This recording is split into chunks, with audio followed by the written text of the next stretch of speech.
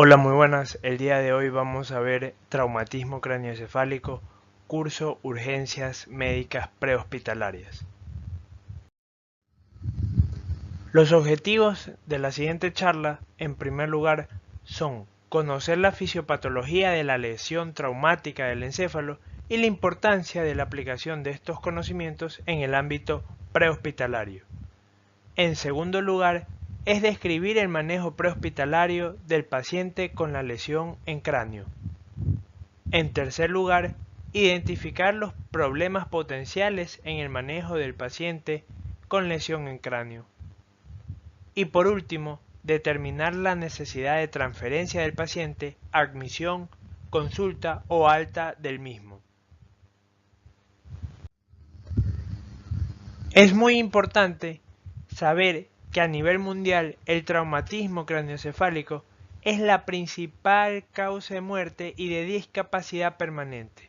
Es importante mencionar que dependiendo del mecanismo, entre un 50 y 60% de las muertes en pacientes traumatizados se asocian a la presencia de trauma craneoencefálico. Debido a que en escena prehospitalaria no se puede descartar las posibles lesiones de la columna cervical en el paciente con alteración del estado mental y debido a que la lesión craneal por lo general produce alteración de la conciencia, el médico siempre debe asumir que una lesión severa de cráneo se acompaña de una lesión cervical y de una lesión de médula espinal.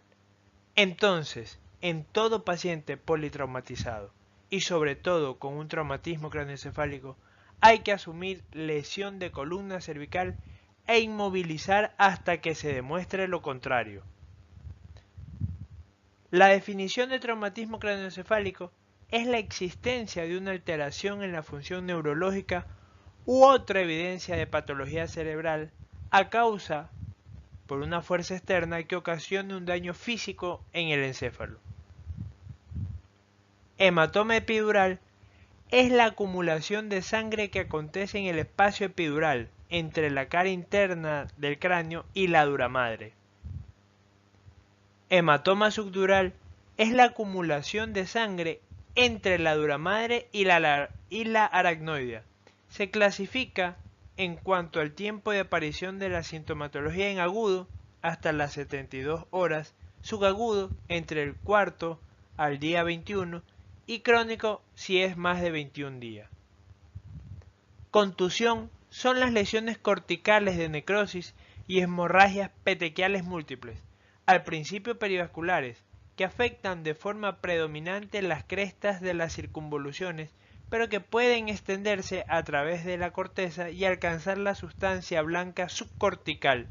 Cuando son petequiales tienden a confluir para formar focos hemorrágicos de mayor tamaño y a menudo se hacen más evidentes pasadas las 24 a 48 horas después del traumatismo inicial. Y por último, tenemos el síndrome de herniación encefálica, que corresponde al desplazamiento más o menos mantenido de una o varias partes del encéfalo a través de uno o varios elementos anatómicos normales de orificios, como por ejemplo el agujero magno, a través de las tiendas del cerebro, como consecuencia de un efecto mecánico, producto de una expansión intracraneal, un aumento o descenso de la presión intracraneal o un efecto de la presión atmosférica.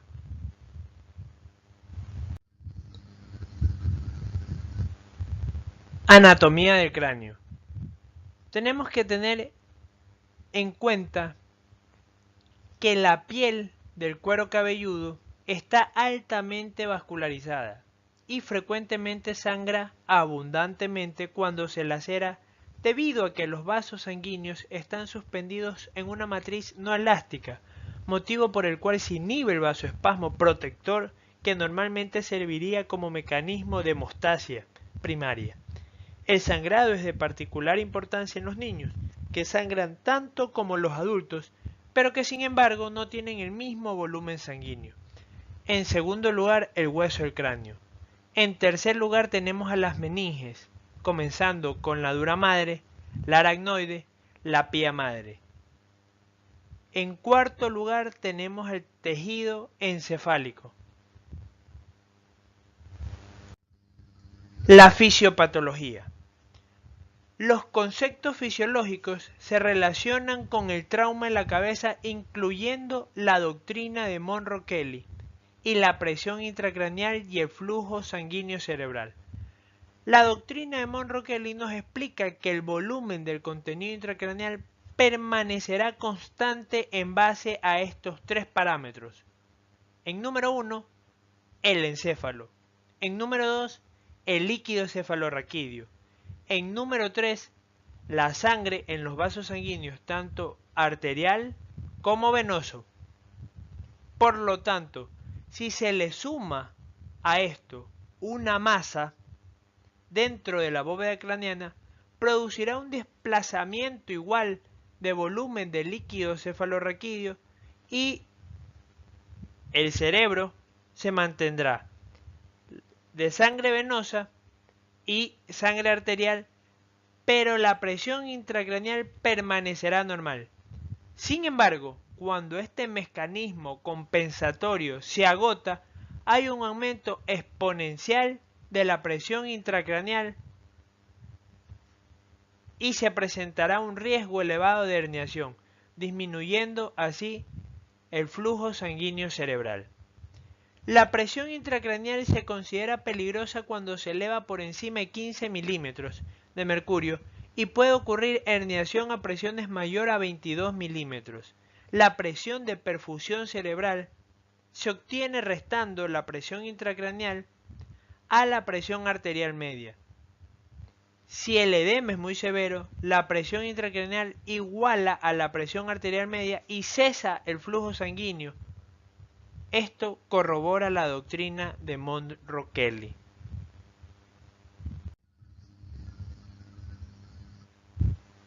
En este slide tenemos la clasificación del traumatismo craneoencefálico, que puede clasificarse según su severidad en leve con un Glasgow entre 15 a 13, moderado con un Glasgow entre 12 a 9 y severo si el Glasgow es menor de 8.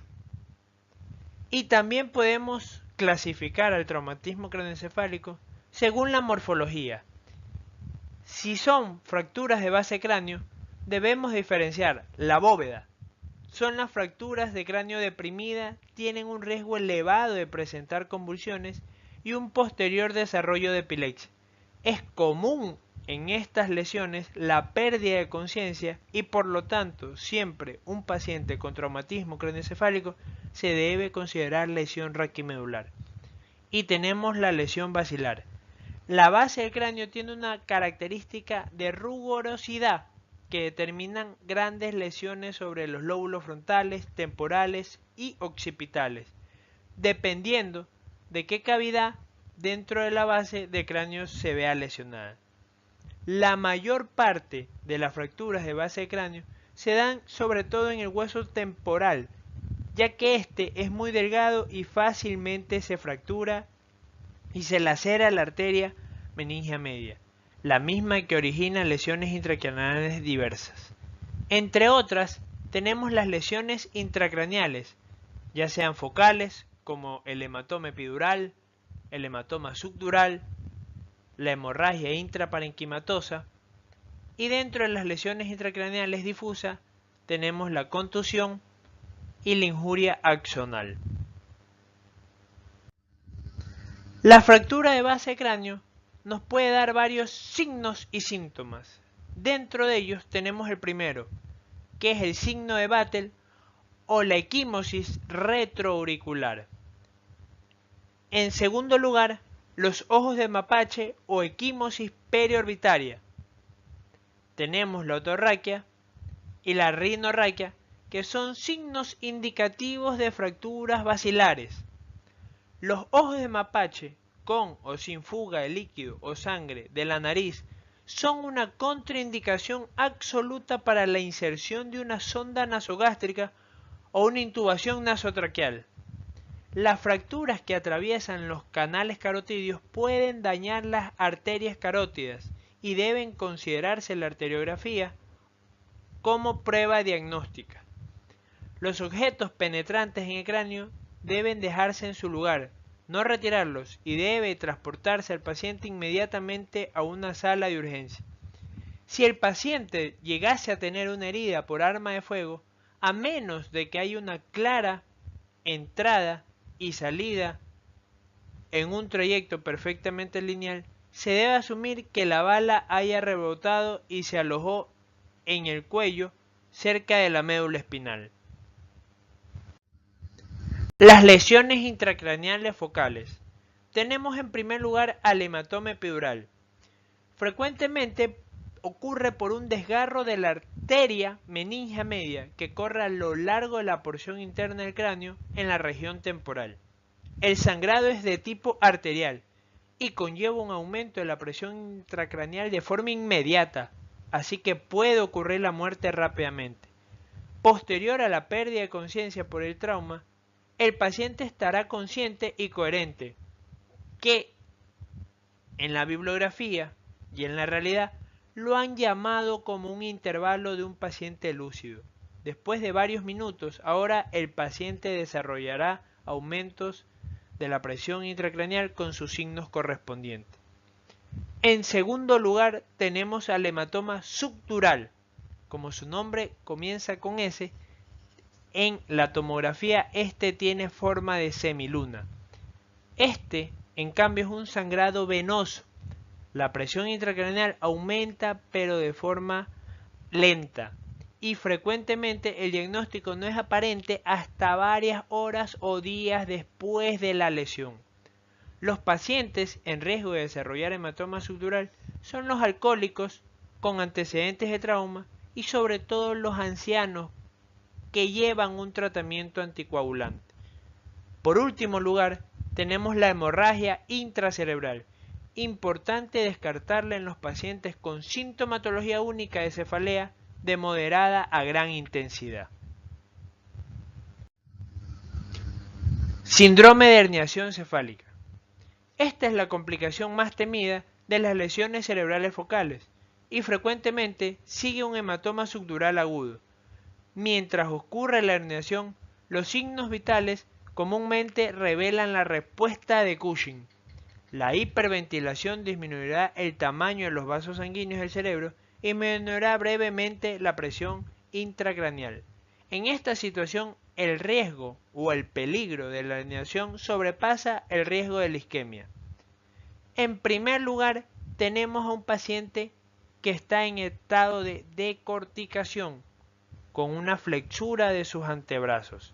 El síndrome de herniación cefálica es la única situación en la que se indica la hiperventilación terapéutica y solo debe realizarse de manera prehospitalaria en base a los siguientes criterios y cuando la hipoxia e hipotensión hayan sido previamente corregidas.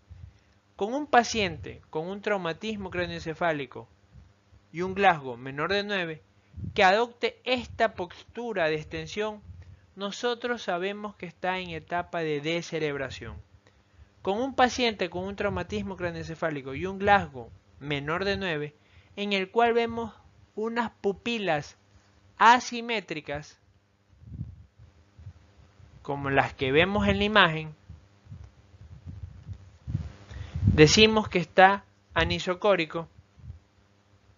Vemos la complejidad de la lesión. El manejo prehospitalario del paciente con traumatismo craneoencefálico. El objetivo será prevenir la lesión cerebral secundaria. Por lo tanto, es de suma importancia hacer una evaluación rápida y luego trasladar al paciente a un hospital debidamente equipado para manejar el trauma craneal, preferentemente a un centro de trauma. Los puntos importantes del manejo en la fase prehospitalaria son: en primer lugar, asegurar la vía aérea y proveer de una buena oxigenación. Se debe monitorear la saturación de oxígeno con un oxímetro de pulso. Se debe mantener una buena ventilación, no hiperventilación, con oxígeno a flujos altos a una frecuencia respiratoria de 1 cada 5 a 6 segundos, lo cual nos dará entre 10 a 12 respiraciones por minuto. Si se tiene un monitor de dióxido de carbono, un capnógrafo al final de la expiración, se debe tratar de mantener una capnografía alrededor de 25 milímetros. Si el paciente está comatoso y no tiene reflejo nauseoso, es indicativo proteger la vía aérea mediante una intubación orotraqueal. Esto preverá la aspiración y permitirá una mejor oxigenación y una mejor ventilación. Debido a que los pacientes con lesión de cráneo están en riesgo de vomitar, se debe estar preparado para girar al paciente en bloque o succionar la orofaringe, particularmente si no se ha colocado un tubo endotraqueal. También se debe tratar de evitar el uso de medicamentos antieméticos, ya que algunos pueden disminuir el nivel de conciencia. En segundo lugar, estabilizar al paciente en una tabla larga. Se debe aplicar la restricción de los movimientos del cuello con un collarín rígido y un dispositivo acolchonado para restringir los movimientos de la cabeza. En tercer lugar, los pacientes agitados y combativos que pelean con los dispositivos de sujeción o las ventilaciones están en riesgo de aumentar su presión intracraneal y esto puede colocar en riesgo de lesión cervical adicional. En esta situación se debe considerar la sedación, aunque se debe comprender que la sedación complicará la evaluación neurológica posterior del paciente. El uso cuidadoso de las benzodiazepinas puede disminuir la agitación sin bajar la presión arterial. Un beneficio adicional de las benzodiazepinas es que evitan las convulsiones. Otro agente útil para manejar a estos pacientes puede ser la fenitoína. No se deben emplear los barbitúricos ya que ocasionan hipotensión. En cuarto lugar, se debe registrar todas las observaciones iniciales. Se debe anotar la presión arterial, la frecuencia respiratoria, el patrón respiratorio, el nivel de conciencia, las características de las pupilas, la escala de Coma de Glasgow y el desarrollo de una debilidad o una parálisis focalizada. Si el paciente desarrolla hipotensión, se debe sospechar de una hemorragia o una lesión espinal. La toma de estos datos proporcionará suficiente información para la toma de decisiones del manejo del paciente con lesión craneal. En quinto lugar, realizar un monitoreo continuo. Si es posible, se debe registrar todos estos signos vitales cada 5 minutos. Y por último, insertar 2 accesos venosos con catéter de corto y grueso calibre, que por lo general son catéter 14-16. Con ellos nos puede permitir pasar 250 ml por minuto, es decir, que en 4 minutos, si el paciente está hipotenso, podemos pasarle 1 litro. Manejo de la lesión cerebral menor. La lesión cerebral traumática menor se define por una historia de desorientación, amnesia o pérdida transitoria de conciencia en un paciente que está consciente y está hablando. Esto se debe correlacionar con una puntuación en la escala de Coma de Glasgow entre 15 a 3. La historia de una breve pérdida de conciencia puede dificultar el confirmar y el cuadro a menudo es confusivo por el alcohol u otros intoxicantes. Es importante saber que la mayoría de estos pacientes con lesión cerebral leve realizan una recuperación sin complicaciones. Aproximadamente el 3% presentan un deterioro inesperado que puede dar lugar a una disfunción neurológica grave a menos que la disminución del estado mental se detecte tempranamente. Hay que observar el mecanismo de la lesión, presentando especial atención a cualquier pérdida de conciencia, incluida la duración del tiempo en el que el paciente no responde, cualquier actividad de convulsión y el nivel subsiguiente de alerta. Determine la duración de la amnesia tanto antes, o sea retrógrada, como después, o sea anterógrada, del incidente traumático. El examen neurológico y la documentación de la puntuación de la escala de Comen-Glasgow es importante en todos los pacientes con una puntuación de Glasgow menor de 15. La tomografía computarizada es el método preferido de formación para documentar las lesiones mediante imágenes y se deben de obtener una TC en todos los pacientes con las siguientes características: convulsiones, amnesia retrógrada, amnesia anterógrada, puntuación de Glasgow menor de 14. Manejo de la lesión cerebral moderada. Es aquella cuya puntuación en escala de Comen-Glasgow es entre 12 a 9. Los pacientes en esta situación todavía son capaces de seguir órdenes simples, pero por lo general se encuentran confusos o somnolientos y pueden llegar a tener algún tipo de déficit neurológico focal como una hemiparesia. Aproximadamente el 10 a 20% de estos pacientes se deterioran y caen en coma. Por esta razón, los exámenes neurológicos seriados son fundamentales en el tratamiento de estos pacientes. Manejo de la lesión cerebral grave. Es aquella cuya puntuación en la escala de Comen-Glasgow está menor de 8. Recuerden que una puntuación igual o menor de 8 es indicación de intubación orotraqueal. Los pacientes que han sufrido una lesión cerebral grave no pueden seguir órdenes simples, incluso después de la estabilización cardiopulmonar. Aunque esta definición incluye un amplio espectro de lesiones cerebrales, identifica a los pacientes que están en mayor riesgo de sufrir morbilidad y mortalidad significativa. Un enfoque es esperar y ver. En estos pacientes puede ser desastroso y un diagnóstico y tratamiento rápido son extremadamente importantes. No hay que retrasar la transferencia del paciente para obtener una tomografía computarizada. Por último, debemos de recordar cuestiones importantes, como son: siempre ver que el escenario en el cual yo voy a actuar no sea de peligro para mí, porque no me quiero convertir en una víctima más.